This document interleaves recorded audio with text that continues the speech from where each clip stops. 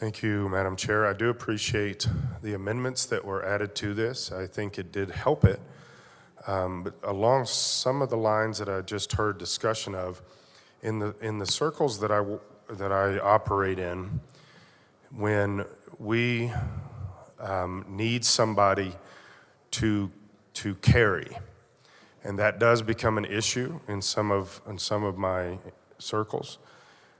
Myself and my contemporaries, we see it as common sense decency that if you're going to ask someone to carry or you need someone to carry, that you would help them get to that point. In other words, you would pay for the training that you need for the specific spaces that they're going to be carrying in and the fact that they're carrying. And so I would think since we're mandating this, and constitutional law already says you can't add things to this, you can't infringe upon this, that you can't add extra stuff, and we do this constantly in Colorado when it comes to the Second Amendment, that when we add these things, it should be considered basic decency for the state then to pay for it. If the state says you have to do this, then pay for it.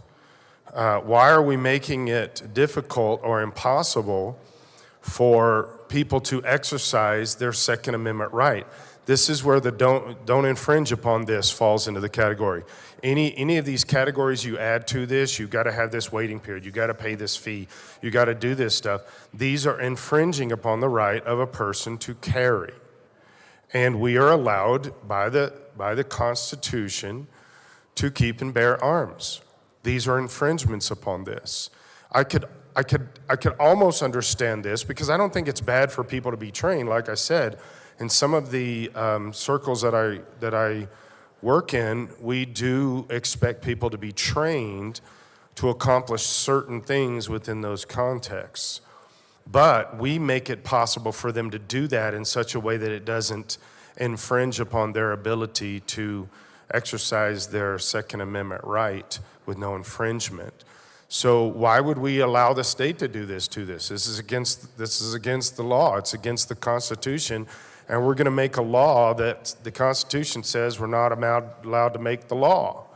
And so this is wholly against the Constitution unless you say, well, then we'll pay for it.